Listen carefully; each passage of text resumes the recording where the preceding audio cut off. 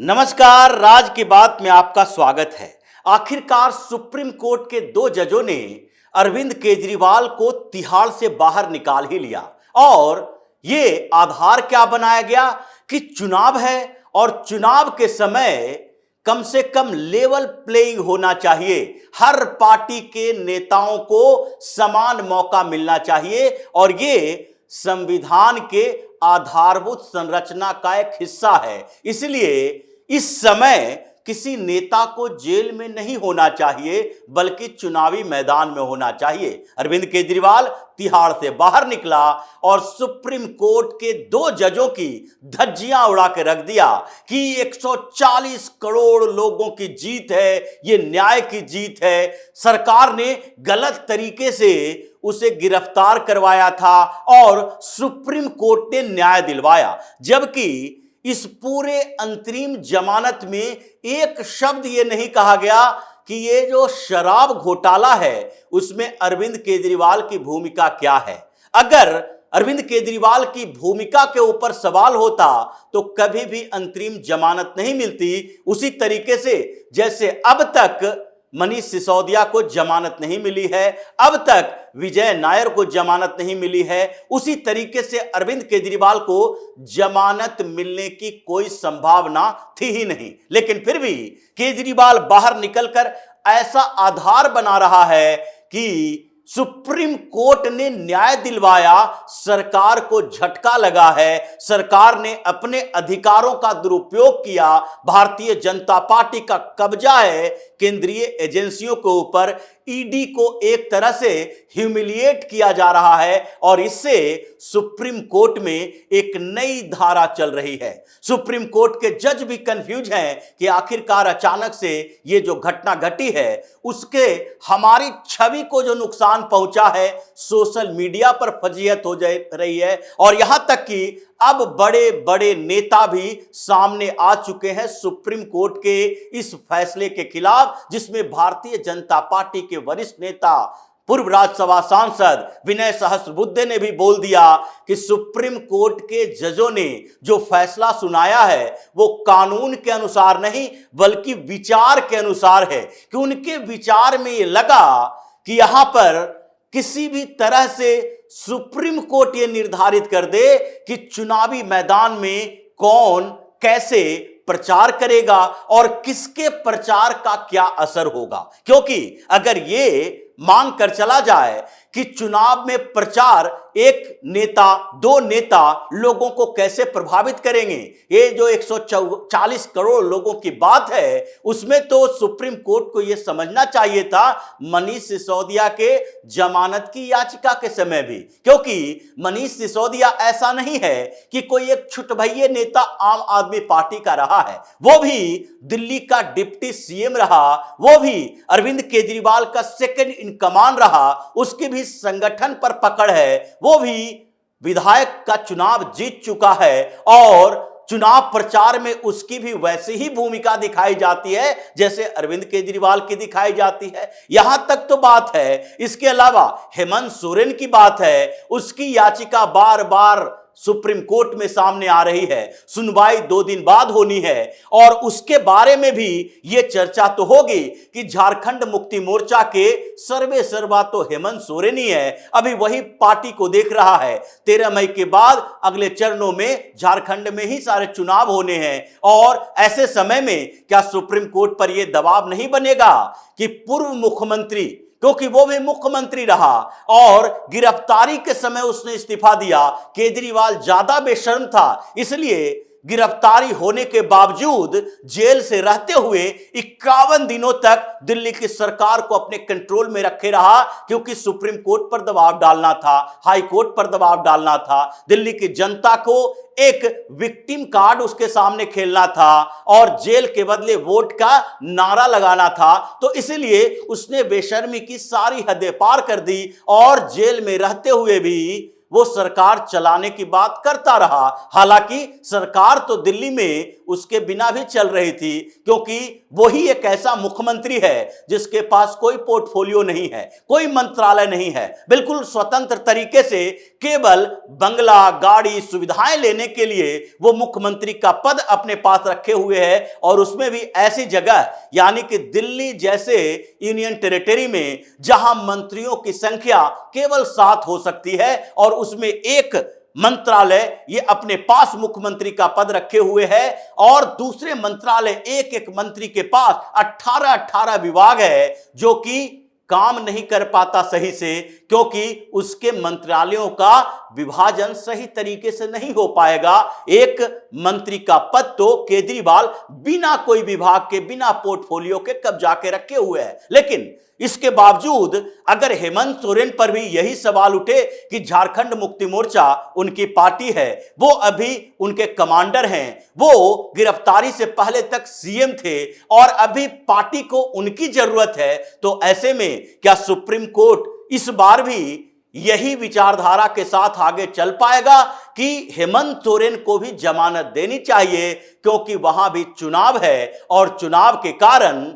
हेमंत सोरेन का वहां पर रहना जरूरी है, प्रचार करना जरूरी है, वहां भी तो लेवल प्लेइंग की बात आएगी। उसी तरीके से के कविता की बात है। सिर्फ ये कुछ अभी तत्कालीन मुद्दे हैं। के कविता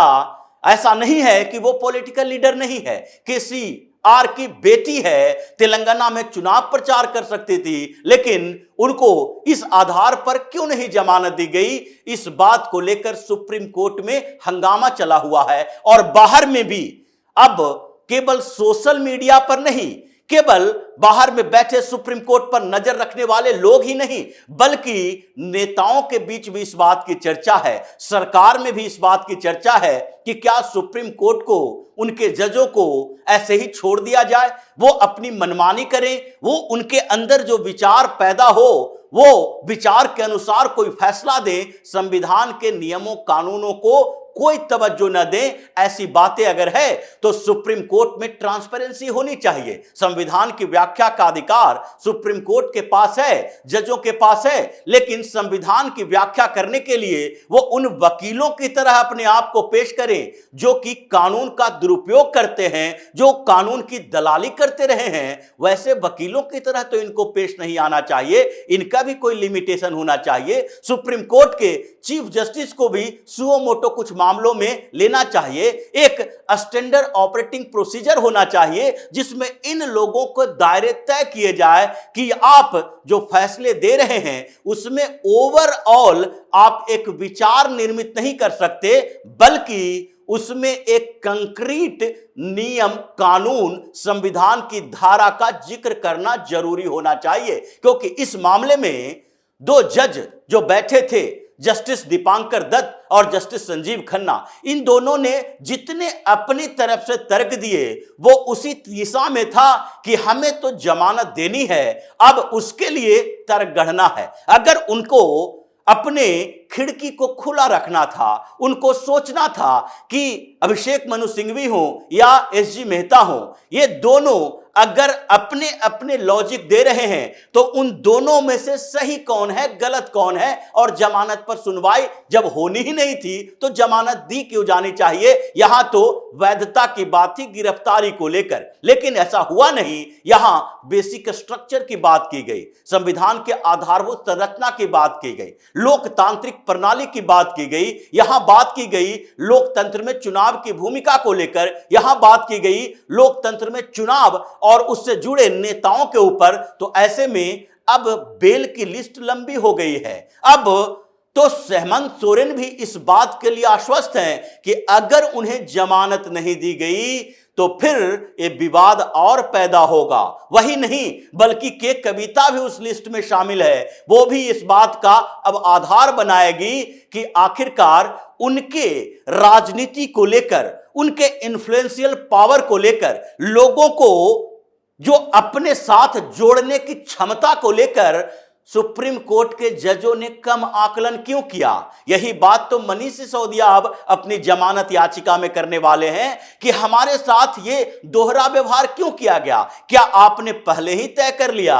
कि मनीष सिसोदिया अगर चुनाव प्रचार करेगा तो लोग उनसे प्रभावित नहीं होंगे, वो आम आदमी पार्टी के लिए वोट नहीं इकट्ठा कर सकते, तो क्या ऐसे ही डिप्टी सीएम बन गए? उनके पास कोई इन्फ्लुएंशियल पावर नहीं थी तब वो डिप्टी सीएम बन गए। अगर ईस्ट दिल्ली में लोकसभा का चुनाव आम आदमी पार्टी का कैंडिडेट लड़ रहा है और वहीं के पटपड़गंज से वो विधायक हैं, तो क्या अपने विधानसभा क्षेत्र के लोगों को वो लोकसभा कैंडिडेट के लिए वोट देने को तैयार नहीं कर सकते थे? वो उनके साथ जाकर मिलजुल नहीं सकते हैं? यह सवाल पैदा हो रहा है और इसके कारण हंगामा शुरू हो चुका है कि जिस तरीके से एनजेएनसी नेशनल जुडिशियल अपॉइंटमेंट कमीशन को सीधे सुप्रीम कोर्ट ने नकार दिया, रोक लगा दी थी, हटा दी थी, क्यों अब क्या फिर से एनजेएसी लाना चाहिए? क्योंकि मोदी सरकार ने पहले ही कहा था कि सुप्रीम कोर्ट ने जिस तरीके से एनजेएसी को रिजेक्ट किया है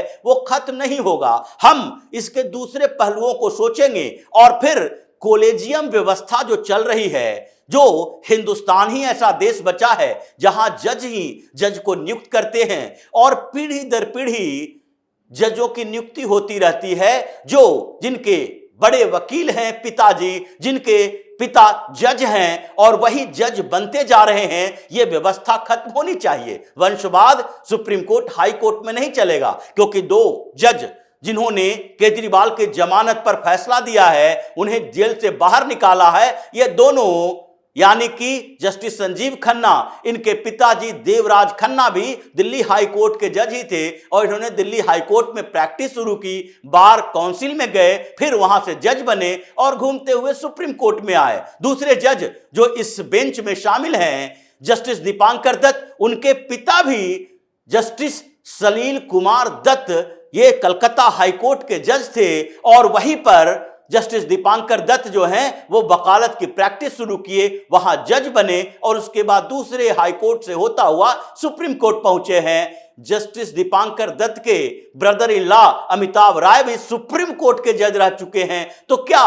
ये जज बनने की क्वालिटी केवल उन्हीं लोगों के अंदर आती है जिनके पिता, जिनके दादा सारे जज हों, जिनके भाई भतीजा बहनों साला सारे लोग कोई ना कोई जजशिप में हो और उन्हीं के अंदर ये क्वालिटी डेवलप होगा कि वही जज बन सकते हैं? इसलिए एक स्वच्छ प्रतिस्पर्धा की जरूरत है, कंपटीशन चाहिए, एग्जामिनेशन चाहिए, जिसके माध्यम से हाई कोर्ट में और सुप्रीम कोर्ट में जजों की नियुक्ति होगी। ये ट्रांसपेरेंट व्यवस्था होनी चाहिए, ना कि कॉलेजियम जिसको बता दे कि ये वकील जज बनने के योग्य हैं, उन्हीं को जज बना दिया जाए। बड़ा हंगामा चल रहा है इस बात को लेकर कि केजरीवाल को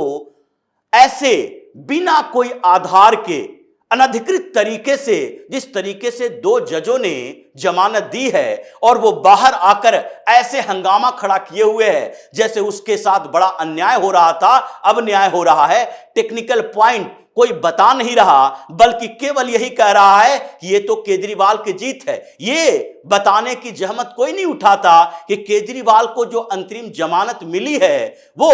एक टाइम पीरियड के लिए है और उसमें अपराध और उसकी गंभीरता का कोई लेना देना नहीं है, केवल चुनाव को केंद्र में रखा गया है और इसलिए यह जमानत नहीं कहा जा सकता, इसे तो अंतरिम जमानत भी नहीं कहा जा सकता, इसे तो सुप्रीम कोर्ट का एक रहम बताया जा सकता है कि भीख में कुछ समय के लिए बाहर रहने की आजादी दे दी, चुनाव प्रचार करने की आजादी दे दी है। न सीएम का पद है, न फिर सचिवालय में जाना है, न कोई फाइल पर साइन करना है। तो इस रहम को भी उसने ऐसे पेश किया है कि ये तो न्याय की जीत है, सरकार उसके साथ गलत कर रही थी, इसलिए इस पर विवाद बढ़ा है। और जो बेल की लंबी कतार है उसने सुप्रीम कोर्ट की मुश्किलें बढ़ा दी है। तुषार मेहता ने पहले ही कहा था कि 5000 से ज्यादा नेताओं के ऊपर मामले चल रहे हैं, उसमें से 2 से 2500 ऐसे हैं जो जमानत नहीं ले पा रहे हैं अभी तक, उनके ऊपर कुछ गंभीर अपराध के मामले हैं। गंभीर अपराध में कुछ लोगों के खिलाफ तो मर्डर चार्जेज हैं, रेप चार्जेज हैं, महिलाओं के खिलाफ जो अपमानजनक काम करने के चार्जेज हैं, ऐसे चार्जेज वाले लोग भी इस बात के लिए जमानत की मांग करेंगे कि हमारे क्षेत्र में हमारी जरूरत है चुनाव प्रचार करने के लिए, तो क्या सबको जमानत दे दी जाएगी? क्या सुप्रीम कोर्ट ये फैसला दे दे कि चुनाव के समय कोई भी राजनीतिक पार्टी से जुड़ा कोई भी बड़ा नेता हो या सामान्य नेता भी हो, जिसकी अपनी जगह भूमिका है, वो लिख के दे और आजाद हो जाए, उसे पहले ही बेल ग्रांट कर लिया जाता है और मान लिया जाता है कि वो बाहर ही रहेंगे। इस पर हंगामा चल रहा है, कॉलेजियम पर चर्चा हो रही है और इससे सुप्रीम कोर्ट में जबरदस्त बवाल मचा हुआ है, जजों के बीच, वकीलों के बीच। और वो पूर्व जज जो कि चिट्ठी लिखकर बार बार ये कह रहे थे, 21 पूर्व जजों ने सीधे सुप्रीम कोर्ट के ऊपर उंगली उठाया कि दबाव में, राजनीतिक दबाव में कम से कम फैसले ना लिए जाएं, न्यायपालिका की छवि खराब हो रही है। और अब ऐसा दिखाई भी पड़ने लगा है केजरीवाल की जमानत के बाद से। तो इसी तरह की खबरों के साथ फिर से हाजिर होंगे, तब तक के लिए बने रहिए हमारे साथ और देते रहिए हमें सहयोग, ताकि इसी तरह की खबर हम आपके लिए लाते रहें। धन्यवाद।